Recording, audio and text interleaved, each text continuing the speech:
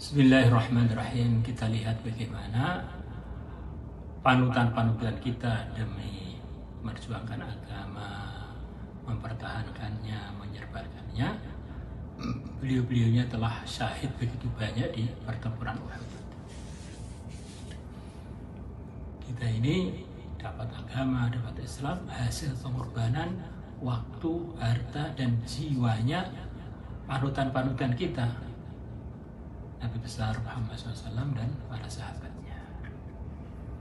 Maka sampai Nabi menegur orang yang hidupnya gak pernah niat untuk berjuang dan tidak pernah berangkat berjuang, dikhawatirkan di hatinya ini memang ada iman yang tidak benar.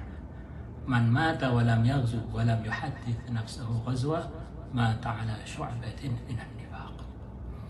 Kemudian kita beralih ke Masjid Qiblatain.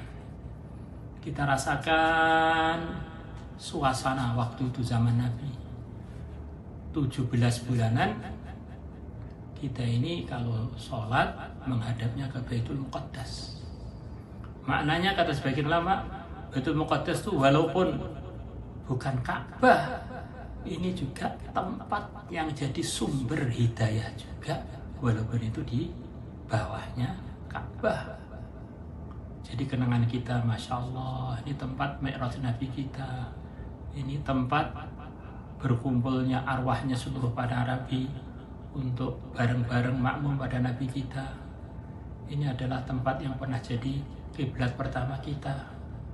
Maka semua muslim, dia ini berkewajiban untuk sayang, hormat dengan penghormatan khusus sangat khusus kepada Ka'bah, kemudian kepada Masjid Nabawi, kemudian kepada Masjidil Aqsa. Yang mana nanti sejarah kejayaan Islam itu diantara tanda puncaknya di Masjidil Aqsa. Datangnya Mahdi, Imam Subuh di sana, datangnya Nabi Isa membunuh Dajjal di sana, datangnya hidayah untuk seluruh orang seluruh dunia yang tidak mau dapat hidayah, tidak diizinkan tinggal di bumi, itu juga di sana. Maka kita juga niat, kita sudah ziarah Mekah, ziarah Madinah, kita juga bagaimana niat juga ziarah Masjidil Aqsa. Yang mana kalau kita masuk Masjid Qiblatain itu ajaib. Kita lihat sahabat itu asalnya menghadap ke Baitul Muqaddas. Kemudian ada perintah untuk menghadap ke Masjidil Haram dari sahabat yang barusan dia ini makmum pada Nabi. Dia datang ke teman-teman yang sedang sholat, sedang tengah-tengah rukuk. Di antara riwayatnya begitu itu. Saya barusan sholat bersama Nabi, pindah kiblatnya sekarang ke arah Masjidil Haram. Maka sahabat tadi langsung berbalik 180 derajat. 180 derajat. Jadi ibaratnya dari barat langsung pindah ke timur. Maka yang kita bayangkan, terus imamnya jadinya kan bagaimana itu? Imamnya jadinya di belakang dong, makmumnya di depan dong. Maka sampai sekarang ulama berbeda pendapat. Cara pindahnya sahabat yang asalnya jadi imam dan asalnya jadi makmum berbalik 180 derajat itu bagaimana? Masih banyak pendapat urusan ini.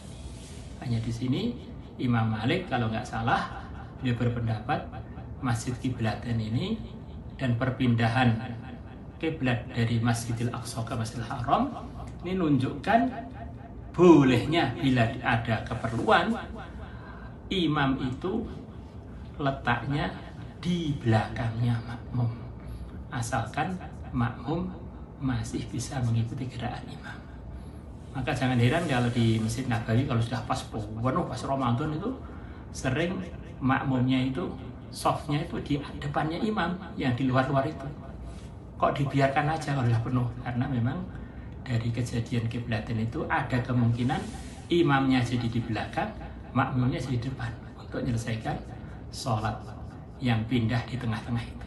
Karena dikatakan Qiblatain karena orang yang sholat waktu itu sholat mengarah kedua kiblat. Kiblat yang awalnya itu Masjidil Aqsa, di tengah-tengah sholat pindah ke kiblat yang kedua yang permanen sampai sekarang ke arah Masjidil Haram, ke arah Ka'bah.